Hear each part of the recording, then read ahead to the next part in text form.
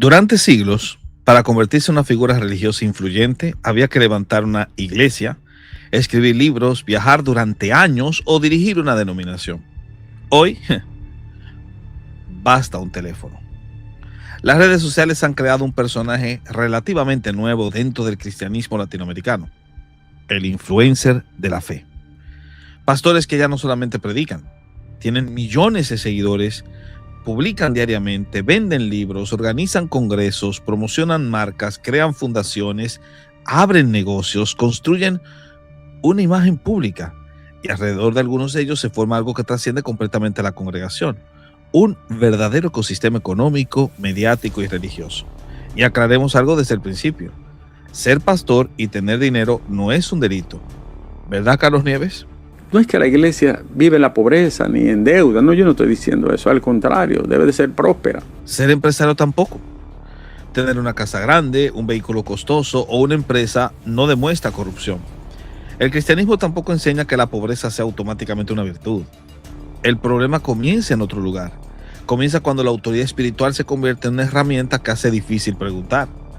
Cuando cuestionar las finanzas del ministerio es presentado como atacar al ungido. Cuando pedir cuentas sobre una donación parece falta de fe.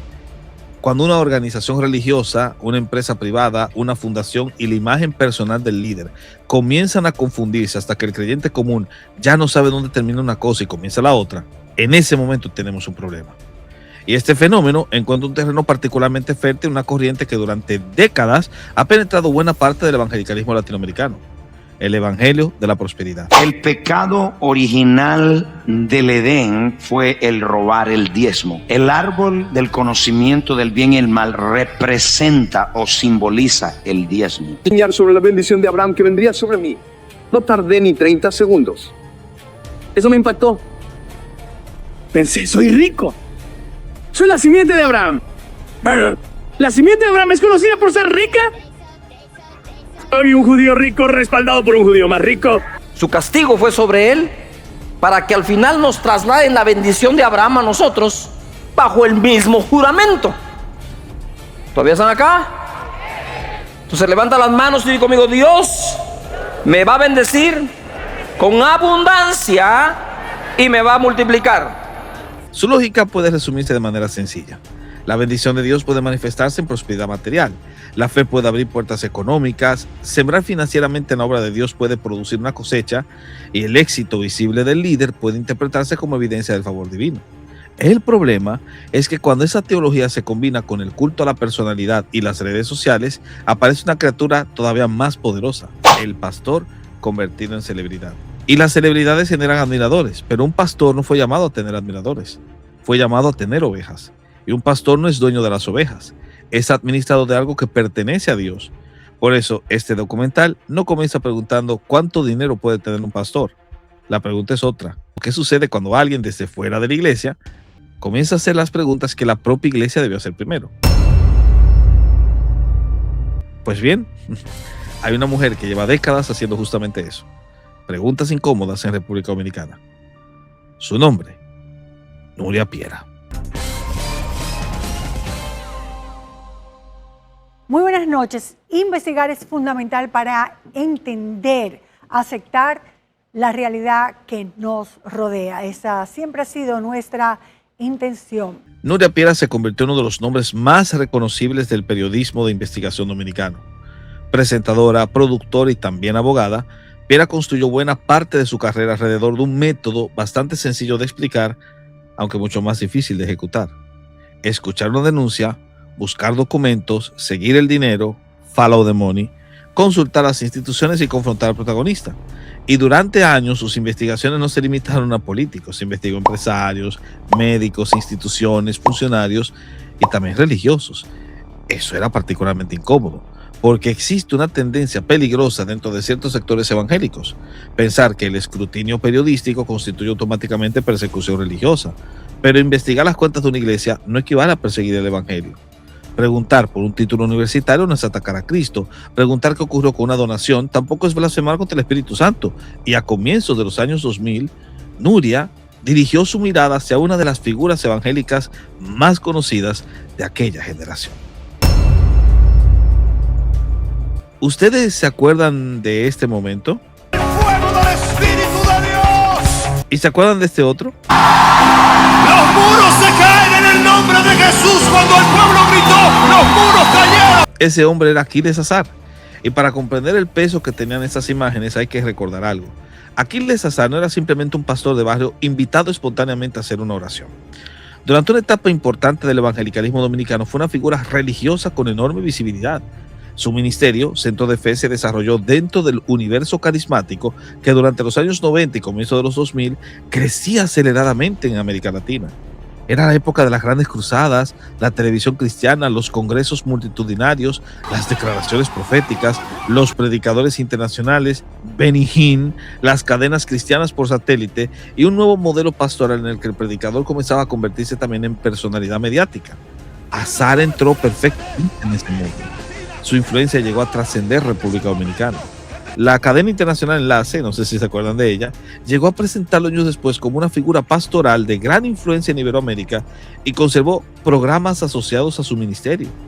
El propio relato ministerial vinculado a Azar hablaba de una experiencia decisiva durante una cruzada de Benny Hinn en el 97. En otras palabras, Aquiles Azar pertenecía a aquel momento de expansión del llamado Evangelio Pleno, del neopentecostalismo mediático y de la cultura de las grandes campañas. Por eso aquellas apariciones en conciertos son importantes. No estamos mirando simplemente dos videos viejos, estamos mirando la fotografía de una época en la que tener a Aquiles Azar sobre una plataforma confería peso espiritual al evento. De hecho, recuerdo que Marco Barrientos llegó a decir que si viviese en RD, se congregaría con Aquiles. Era el pastor conocido, el hombre de televisión, el predicador, la figura pública, un influencer religioso antes de que existiera Instagram. Y entonces apareció Nuria. En junio del 2001, nuestro programa realizó un reportaje sobre la iglesia de Aquiles Azar y dimos seguimiento a los programas de televisión donde éste participaba y ciertamente, aunque entonces no se le llamaba propiamente Evangelio de la Prosperidad, en el país el concepto dinero era constante en sus prédicas. Soy el pastor Aquiles Azar. Una generación de la cual se dice, no podrá salir nada bueno. Y aquí en nuestro país también tenemos nuestro apóstol, Aquiles Azar. Los muros se caen en el nombre de Jesús. ¡Aleluya! ¡Gloria a Dios! Aleluya, yo creo que levantamos los 260,000 pesos aquí mismo. Aleluya, dale el aplauso, Cristo. La investigación periodística colocó bajo escrutinio aspectos del ministerio y de la figura pública de Azar. Y aquello produjo una conmoción precisamente porque el evangelicalismo dominicano no estaba acostumbrado a ver a uno de sus grandes referentes tratado como cualquier otra figura pública. No como el ungido, no como el siervo, no como alguien cuya palabra debía aceptarse por su posición espiritual, sino como un ciudadano al que podían hacérsele preguntas. Ese detalle es fundamental, porque probablemente una de las mayores contribuciones indirectas de investigaciones como aquella fue establecer un principio que todavía hoy incomoda. El púlpito no concede inmunidad periodística. A partir de ahí, la prominencia pastoral de Azar disminuyó drásticamente hasta el punto que tuvo que abandonar el ministerio. Meses antes de dejar el ministerio, colgó un mensaje en su cuenta de Instagram donde decía que por tiempo indefinido iba a estar fuera del ministerio y la iglesia se la iba a dejar al pastor Ballesteros. Y es que no solo perdió su iglesia, también abandonó su fe. Hay un profeta de la República Dominicana llamado Aquiles Azar, que tú lo mataste. Así mismo. Yo estoy peleando contra él. ¿Cómo? Yo estuve peleando contra él. Yo te he visto hoy en sueño que peleaste con Aquiles Azar y lo quitaste del campamento de Dios. Sí. Sin duda, ese demonio era Nuria. Esta mujer destruyó dicho ministerio y dejó al pastor de la prosperidad literalmente pintando cuadros para ganarse la vida. Y toda ciudad necesita artes plásticas. Aquella investigación marcó un antes y un después en la pública de uno de los pastores más visibles del país. Y más importante todavía, creó un precedente porque Nuria volvería a hacerlo una y otra vez.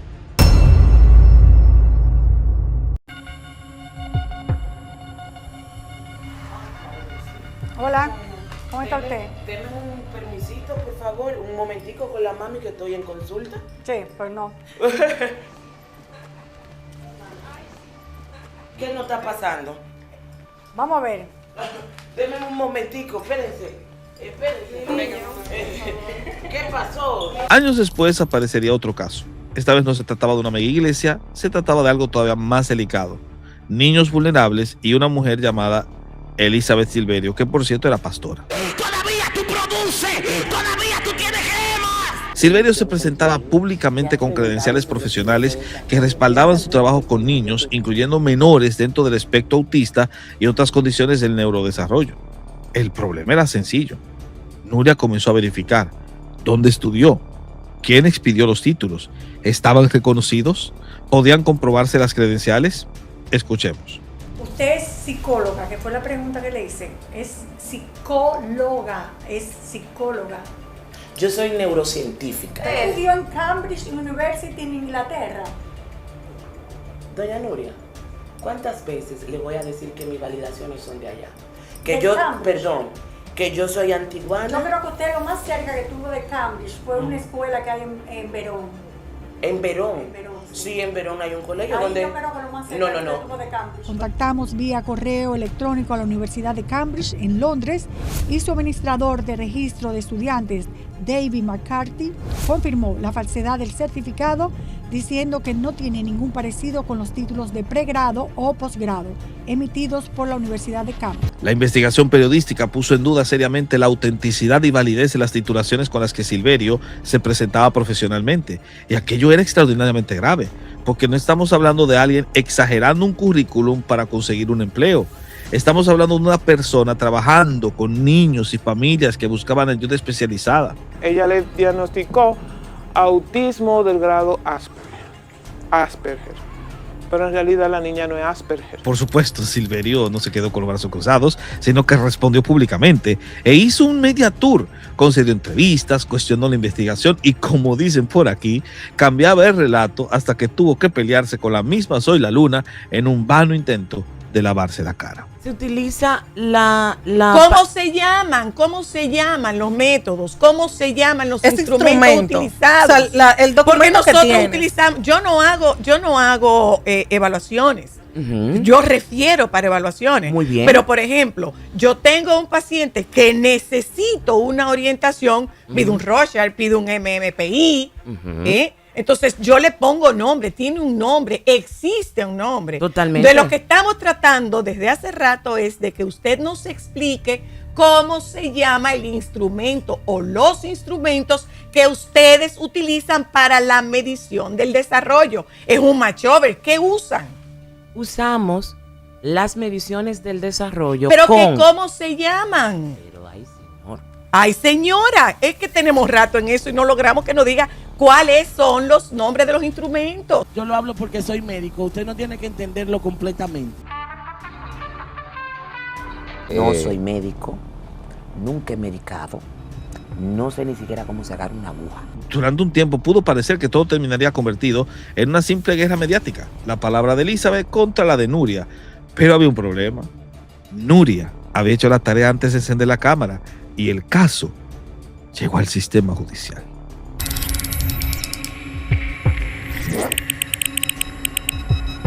$32 días después, desde el primer reportaje, emitió la orden de arresto, la cual se ejecutó y se procedió a los allanamientos. Lo que inició como un reportaje de investigación propició el cierre administrativo del centro, luego de la querella de salud pública, el arresto y la coerción en un juicio de fondo, una condena y posteriormente la apelación, después de una anulación, un nuevo juicio y una nueva condena. Como acaban de ver, Silverio fue procesada y posteriormente recibió una condena de 7 años en primera instancia. Más adelante aquella sentencia fue anulada en apelación y se ordenó la celebración de un nuevo juicio, del cual no salió tan bien librada, porque a partir de ahí se le fue la chaveta. Renata sufrió un proceso muy delicado después de su bariátrica. Estoy yo tratando de mantener el equilibrio. El sistema adámico me está diciendo que esta copa está midiendo mi sentido de grasa corporal. Renata, es importante que sepas que hoy Renata está en peeling, está sin pureza. Fíjese en el patrón. Cuando Nuria le cayó a Aquiles, lo acabó, dejándolo vendiendo cuadros. Y cuando lo hizo con Elizabeth Silverio, no descansó hasta verla sin centro, tras las rejas y sobre todo con la cabeza que le goteaba. ¿Cuál sería pues su próxima víctima? Tíralo, Produ. Tú estás llorando, mi palabra está produciendo. Mientras tú ves puertas cerradas, mi palabra está produciendo. Dile a tu vecina, bye bye. Dile bye bye. Hay algo nuevo. ¿Dónde están las que saben? Aunque tú no lo veas, mi palabra está produciendo. Aunque se levante guerra, mi palabra está produciendo. 20 años habían pasado después de aquellas controversias alrededor de Aquiles Azar. Y el evangelicalismo dominicano, por supuesto, había cambiado completamente. Ahora los pastores tenían Instagram, YouTube, TikTok, podcast, millones de reproducciones, marcas personales, congresos internacionales, tiendas, fundaciones y obviamente un patrimonio mucho más visible. Nuria volvió a hacer preguntas. Entre los nombres colocados bajo escrutinio apareció el conocido cantante y pastor Marcos Yaroide, quien, por cierto, le dedicó esta canción a la fiera.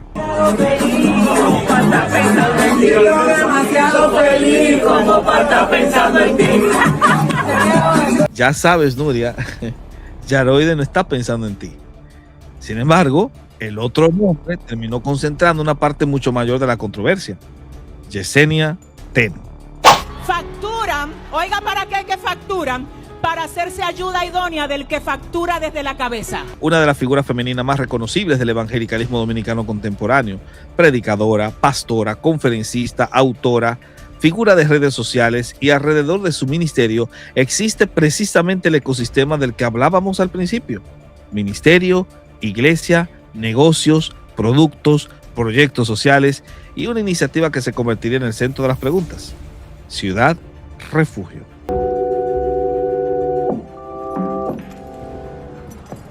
Hola, bendiciones, ¿cómo están? Soplo de Vida es una de las iglesias con mayor presencia en las redes sociales. La investigación de Nuria puso atención sobre actividades comerciales relacionadas con el entorno del ministerio, entre ellas negocios vinculados a moda, librería y alimentos, bajo la sospecha de cubrirlos con el non-profit de la iglesia para evadir impuestos. Pero mucho más. La controversia incluyó la presencia de un establecimiento gastronómico, un restaurante, y cuestionamientos relacionados con precios y productos comercializados allí. Dale play, papá. Además de carnes, sushi y mariscos, en su página web promociona whisky, vino, cervezas, cócteles, margaritas, incluso happy hour. ¡Ay, qué bendito bobo! Bobo, no. Bobo lo tienen los abogados de los imputados en el caso Coral. ¿Todavía hay más de esta triste historia? Porque se me parece otro caso vinculado con otra pastora. ¡Estás mirando al mentiroso que te está hablando! Pareciera que le va mejor con las cosas terrenales que con las cosas del cielo. Y entonces llegamos al verdadero corazón de esta triste novela de La Rosa de Guadalupe: la ciudad. Que también para el próximo aniversario nosotros íbamos a darle el primer Picasso al terreno de Ciudad Refugio. Pero el proyecto que más recursos y expectativas ha generado dentro del Soplo de Vida es Ciudad Refugio. Existe algo profundamente cristiano en cuidar al niño abandonado. Santiago 97 incluso utiliza el cuidado de huérfanos y viudas como una expresión paradigmática de la religión auténtica. Y sobre esa sensibilidad nació uno de los proyectos más ambiciosos asociados al ministerio de Yesenia Ten: Ciudad Refugio. La propia comunicación pública del proyecto lo ha presentado como una iniciativa destinada a proporcionar hogar y cuidado a niños en condiciones de vulnerabilidad. No una casa, una ciudad. Una infraestructura capaz de atender eventualmente a 1,200 menores. La idea era hermosa, pero cuanto más grande es una promesa, mayor debe ser la rendición de cuentas, porque Ciudad Refugio comenzó a recibir apoyo, donaciones, colaboraciones, promesas, recursos, y entre esas donaciones había un Rolls Royce donado por un famoso artista urbano, el Alfa. Cuando el artista urbano El Alfa entregó a la iglesia un vehículo Rolls-Royce Cullinan, cuyo valor, según algunos especialistas, puede estar entre los $450,000 y $600,000. Según estableció El Alfa, este vehículo era para venderlo y comprar el terreno donde se levantará el templo. La explicación ofrecida por Yesenia Ten ha sido que el vehículo fue vendido y que los recursos provenientes de esa operación permanecen reservados para el proyecto. Si esa es la explicación, entonces la pregunta correcta es, ¿dónde rayos está el dinero? ¿Podrá probar lo contrario de lo que estos tipos afirman? Para un porcentaje. Entonces, después que se realiza la venta, la pastora le paga el porcentaje a quien vendió la guagua. Todo lo otro le queda a la iglesia, o sea, a la pastora, porque todo el mundo está consciente que es al hombre y a la mujer, a la carne, que le están entregando el dinero. No, hombre. Pero es que no solamente es eso, es que si no se da una declaración correcta, el pobre Alfa terminará quizás cuestionando la fe, como ya está haciendo el Farruko. Maricón, y el culto me lo dedicaban a mí y cambiaban la palabra. Ya tú estás jodiendo el mensaje de, porque ahí hay gente, cabrón, que va con depresión. Es un hospital, ¿me entiendes? Ahí no es un faranduleo de tengo a fulano congregándose en mi iglesia. Esto es increíble, Dios mío. Pero aguántense, esto no es lo peor. El verdadero biberón vino en forma de otra donación más relevante. Un terreno de 157,000 hectáreas para edificar allí la ciudad. Que también para el próximo aniversario nosotros íbamos a darle el primer Picasso al terreno de Ciudad Refugio. Por supuesto que años después de ese anuncio que acabamos de ver, el equipo de Nuria llegó a este lugar asociado al proyecto y encontró una realidad muy distinta de las representaciones arquitectónicas. Señores, no había una ciudad refugio terminada, no había cientos de viviendas, no había una infraestructura capaz de albergar centenares de menores. Apenas permanece un deteriorado letrero que anuncia el proyecto. Entonces surge la pregunta inevitable. ¿Qué pasó? Yesenia Ten ha explicado que uno de los grandes obstáculos está relacionado con la situación jurídica y la titulación de los terrenos, y esa explicación merece ser escuchada. Pero es que a la vez también te produce otra pregunta. ¿Por qué se comenzó a recaudar y anunciar una construcción de semejante magnitud antes de tener completamente garantizado el derecho jurídico para construir sobre ese terreno? No necesariamente aquí hay un delito, pero sí existe una cuestión de planificación y responsabilidad, y existe otra. El proyecto piloto actualmente operativo no alberga a cientos de niños. ¿Cuántos tiene Yesenia? Hay una disposición para albergar a 30 niñas. La Cebolla, 30. La diferencia entre la escala actual y la escala anunciada es enorme. Esto tampoco demuestra fraude, porque un proyecto piloto, precisamente por definición, puede comenzar pequeño. Según información suministrada por Conani, la disposición para albergar no son 30, sino 21. Y una cifra que se le olvidó precisar a la señora Ten es que en la actualidad solo tiene 19 niñas. No son 30. Son 19 con capacidad para 21, según Conani. Híjole. Entonces, si actualmente la capacidad utilizada es reducida, ¿cuál es la demanda documentada que justificaría construir inmediatamente una infraestructura para más de 1,200 menores? ¿Cuánto costará operar semejante instalación anualmente? Porque construir solamente la primera parte. Después hay que alimentar, educar, vestir, atender médicamente, contratar profesionales, mantener instalaciones y hacerlo durante años. Una ciudad para niños no puede sostenerse solamente con una visión. Necesita un modelo financiero. No puede solo hacerse donaciones. ¿Es que no lo pensó Yesenia? ¿O simplemente le ganaron las hormonas? A ella parece que le sucedió, miren cómo vaina, como le pasó a los tipos de Hablando Huevadas. Jorge hace las cosas al revés, lo cual tiene lógica, pero no. Yo primero me limpio, luego cago. Exacto. Comenzó a construir antes de tener el ingrediente más importante, gente. Pero eso no es todo, papuchos. Nuria comenzó a mirar algo todavía más interesante. Nos referimos a la parcela 433 del Distrito Catastral 32 de Boca Chica.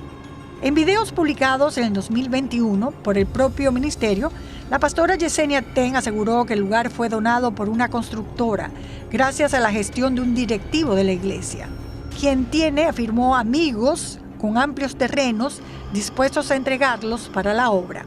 Diale, es mejor que te caiga un panal de avispas en la parte trasera que te caiga Nuria. Hay que admirar las capacidades de doxeo que tiene Nuria Fiera. No solo sabe cuál es la parcela, sino que pregunta de dónde salió, aparte de que se metió también con el tema de los apartamentos. En un apartamento cuyo valor podría ascender a más de $550,000. Y aquí la cosa se complica más. Y nos dijo desde esa reunión, oiga lo que nos dijo, pastora, yo tengo un amigo que tiene mucho terreno y yo sé que si le hablo de esto, él va a estar en la disposición de donar a la iglesia, gran parte de lo que nosotros necesitamos para edificar la ciudad. Porque ese señor, que Dios me lo bendiga donde se encuentre ahora, tiene una compañía de construcción de urbanizaciones.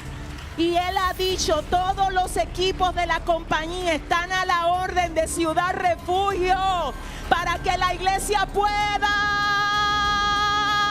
Curioso. Entonces tienes a un donante cuyo nombre no quieres identificar, que al mismo tiempo es dueño de una constructora de residenciales. ¿Y cómo ese donante obtuvo esos terrenos en primer lugar? Bueno, sigamos escuchando. Ese día, según algunos feligreses que pertenecían a la iglesia, en la segunda línea estaba sentado el general Adán Cáceres Silvestre y la pastora Rosy Guzmán. ¡Uy! Adán Cáceres Silvestre y la pastora Rosy Guzmán. Para quienes no están familiarizados con la política dominicana, quizás esta parte se les pase desapercibida.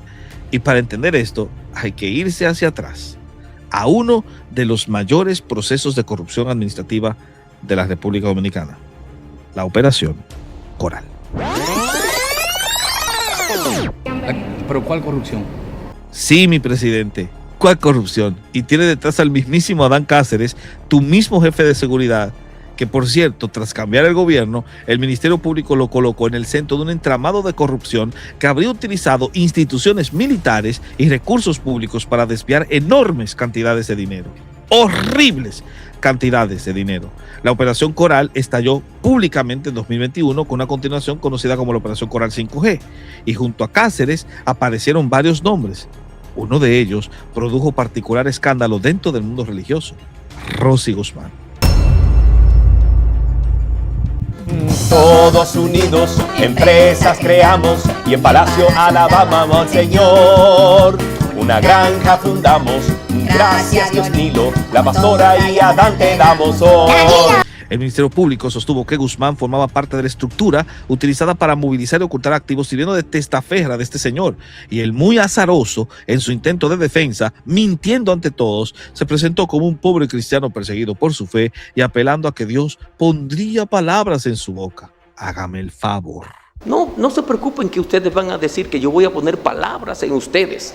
Este programa se jodió. Bobo cuántico es lo que haya, tú sabes, como tú faltas. Yo puedo hacer ¿Cómo esto. sí que se jodió? No, pues tú no puedes decir esa vaina en televisión. Lo que no se esperaba el santo Adán de las cavernas es que su juicio daría un girón cuando uno de sus cómplices, Girón, le dio girones al juicio, dejándonos, por cierto, uno de los mejores memes de temporada. Uy, no borré los WhatsApp. Oiga, compadre, pero usted... Así, después de un proceso judicial extraordinariamente largo de 11 horas, llegaron condenas severas. Adán Cáceres recibió una de 20 años, Rosy Guzmán otra de 15. Por tanto, y volviendo al presente, ya no hablamos de rumores en redes sociales, sino de un expediente penal y decisiones judiciales. ¿Pero cuál corrupción? Ay, cállate ya, Dios Nilo. Entonces tenemos en la segunda fila de la iglesia de TEN, sentados junto a su marido, a dos de los implicados en uno de los escándalos de corrupción más terribles del país, mientras hablaba del terreno que le habían donado. Pregunto yo, ¿quién es el donante? Entendiendo que todo este escándalo de corrupción tenía que ver con lavado de activos a través de donaciones de terreno. Pero sigamos escuchando. No identifica al propietario de la constructora, pero en este video publicado por la iglesia donde está orando en el terreno, se observa a Justiniano Plasencia Ferrer, conocido como Negrito, estrechamente vinculado al PLD. Incluso fue coordinador de movimiento empresario con Danilo, pero también es propietario de varias empresas de construcción y de materiales. Aquí como que las pesas ya van calzando. Un donante, dueño de constructoras, vinculado al PLD, el gobierno de... ¿Pero cuál corrupción? Y con dos implicados en Coral, sentados en segunda fila, junto al marido de Yesenia Ten. Como que ya las cosas van poniéndose claras, ¿verdad? Por supuesto, mi pregunta no es si Yesenia Ten participó en Coral. Yo no tengo bases para afirmar una vaina como esa. La pregunta real es, ¿cuál fue exactamente la relación entre las personas vinculadas a aquella gestión del terreno y el proyecto Ciudad Refugio? ¿Quién ofreció el terreno? Y sobre todo, ¿qué sabía el Ministerio de TEN cuando recibió aquella promesa? Esas preguntas se pueden responder con documentos, papá. Y esto es lo que intentó hacer Yesenia, así como lo oyen. Intentó. Veamos. Ciudad Refugio en Boca Chica no está titulada al día de hoy. ¿Y qué se nos dice respecto al Rolls Royce donado por el Alfa? Yo no tuve ninguna incidencia en el manejo de esta donación. Como vieron, Yesenia Ten ha rechazado interpretaciones que presentan automáticamente el estado inconcluso de Ciudad Refugio como evidencia de fraude. Su argumento central sobre el terreno apunta a problemas jurídicos y de titulación que habrían impedido iniciar la construcción prevista. Y esa defensa es plausible, en principio. Porque si el problema son los títulos, muéstranse los documentos del proceso. Y si los fondos permanecen intactos, audítense. El punto es muy sencillo. Transparencia. Ser transparente no significa entregar las contraseñas bancarias al público. Significa presentar estados financieros auditados suficientemente claros para demostrar cuánto entró, cuánto salió y para qué se utilizó. Eso protegería incluso a Yesenia. Porque cuando no existe información verificable suficiente, el vacío se llena ¿de qué, muchacho? Eso se queda en un relato. Ah, sí, rumores. Y los rumores casi siempre son peores que los documentos.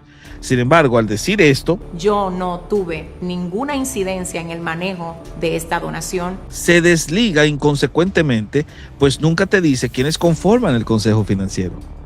Por lo general, las comisiones directivas son sus propias familias, sus hijos o aduladores, y todos se tapan con la misma cobija. Precisamente, su hijo José Miguel Ten, de 27 años, pero pese a su corta edad, en apenas un año pasó a trabajar en un call center a ser accionista, junto a otros directivos de la iglesia, de la guardería Grace y del centro educativo cristiano Grace.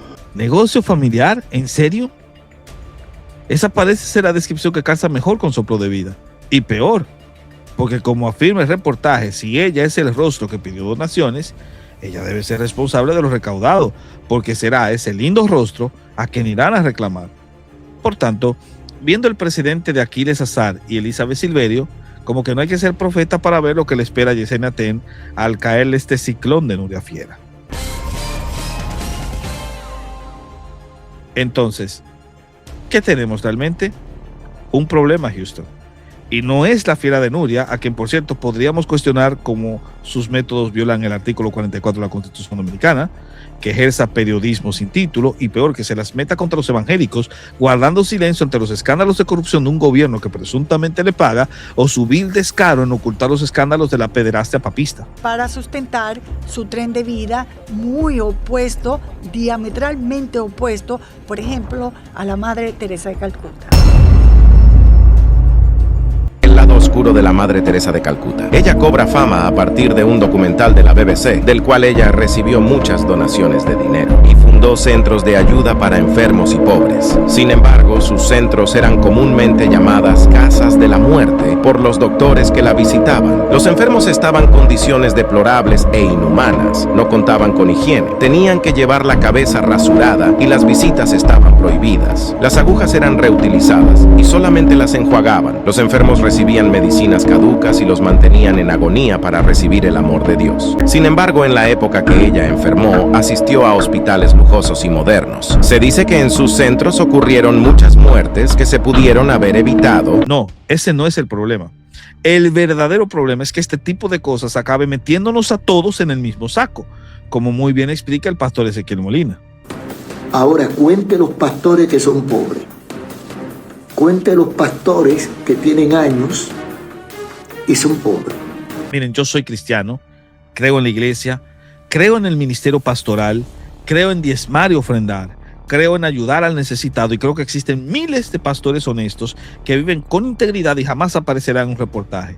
Precisamente por eso me preocupa esta historia. El estándar del pastor es más alto, no más bajo. Primera de Timoteo 3 exige que el obispo sea irreprensible. Tito 1 vuelve a exigir una reputación moral extraordinaria. Primera de Pedro 5 ordena a los pastores cuidar el rebaño no por ganancia deshonesta. Y Primera de Timoteo 6 advierte contra aquellos que imaginan que la piedad es una fuente de ganancia. Pero quizás el texto más impresionante para esta conversación está en 2 Corintios capítulo 8. Pablo estaba recogiendo dinero, una gran colecta, dinero proveniente de las iglesias. Y Pablo hace algo extraordinario. Él no dice, confíen en mí porque soy apóstol. No dice, hey, yo vi a Cristo camino a Damasco. No dice, el que cuestione esta ofrenda está tocando al ungido. Hace exactamente lo contrario. Establece mecanismos para que otras personas participen en la administración del dinero. ¿Y por qué? Porque Pablo dice que quiere evitar que alguien pueda censurarlo respecto de aquella abundante ofrenda.